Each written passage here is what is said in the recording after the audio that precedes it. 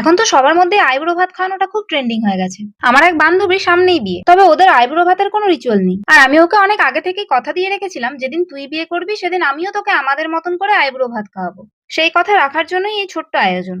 সপ্তাহে একদিনই আমি ছুটি পাই, আর সেদিন দিনের বেলায় ওর সময় হচ্ছিল না, সেজন্য রাতে আসতে বলেছিলাম। সেদিন বাড়িতে কেউ ছিল না, তবে বেশিরভাগটাই মা রান্না করে দিয়ে গেছিল।